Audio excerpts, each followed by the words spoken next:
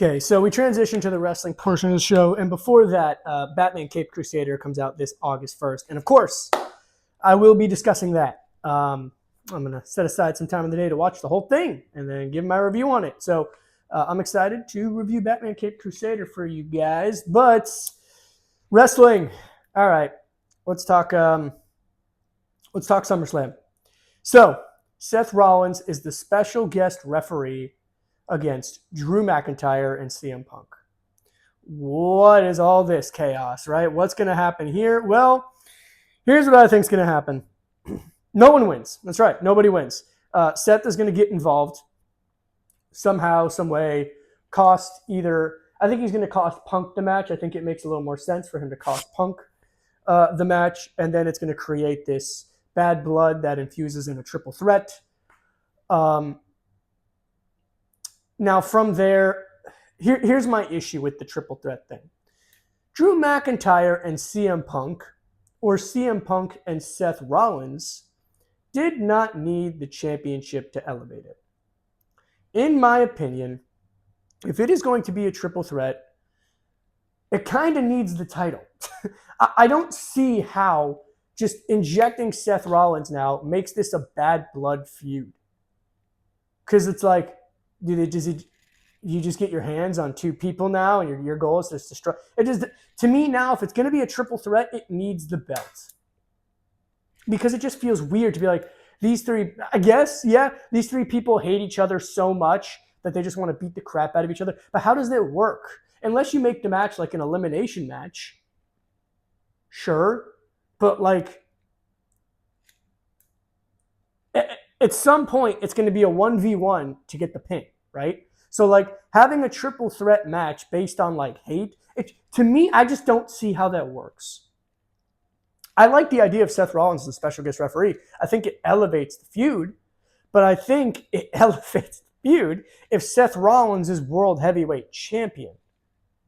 Meaning I think they should have just had Seth win the belt at that case. And then maybe if you want to evolve this feud, one of the two screws him over at SummerSlam against Gunther. And that's the way I would have done it. And that's how you can make Seth lose the belt.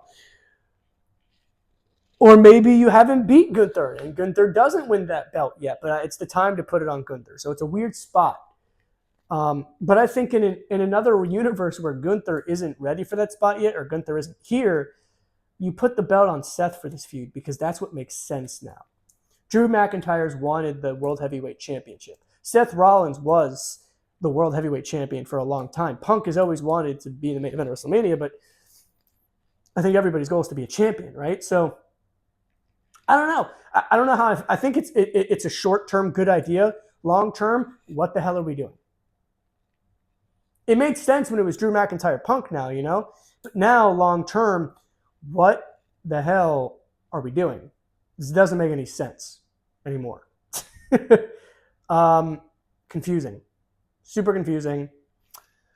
But I like the idea. I think short-term it makes sense. I think SummerSlam's going to be a lot of fun with it. I think finally Drew McIntyre and CM Punk get their hands on each other. But, like,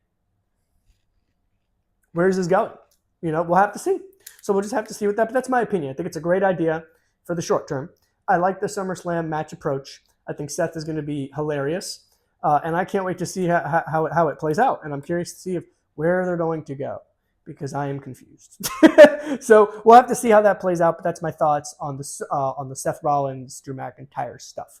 For Damian Priest versus Gunther, my thoughts are very minimal on it. Damian's done a great job. It sucks that they're going to take the belt off him. He was just finally getting into his groove.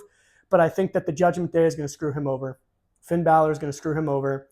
And that's going to be the end of his reign, and he's going to feud with the Judgment Day along with Rhea Ripley. I think it's time to put the belt on Gunther, and I think that's how quickly that's going to be. That's really my thoughts on it. Is he was just getting into his own, but I think he's going to feud with the Judgment Day, and the Judgment Day is going to cost him the world title, and Gunther is going to start that reign. Now, Mommy's back, Rhea Ripley's back, and here are my thoughts on it.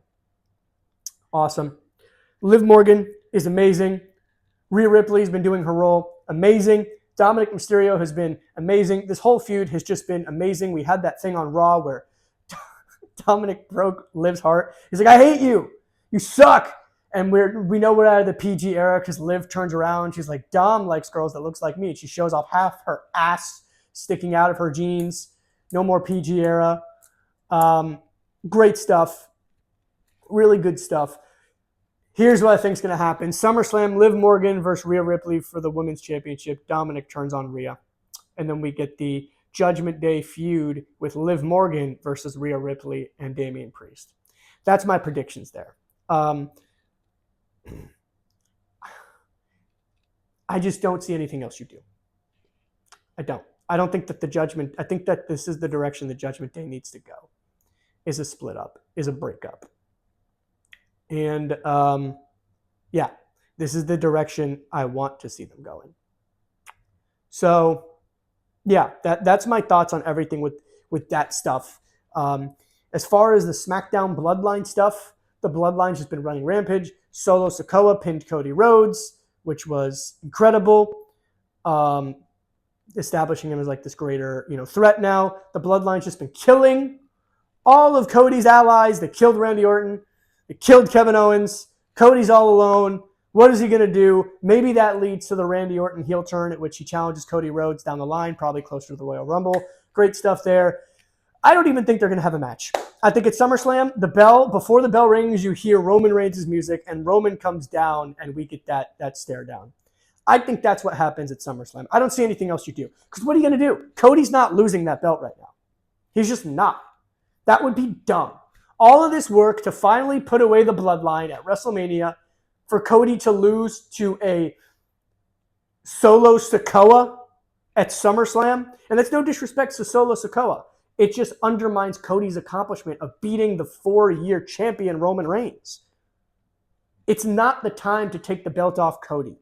The time, unless you're doing it like temporarily to like align Cody and Roman, and then Cody's going to win it back at the next pick. But that's dumb. Like, the whole point, at least from this direction, is the new bloodline versus the old bloodline. And if we're going to tell that story, it just makes sense.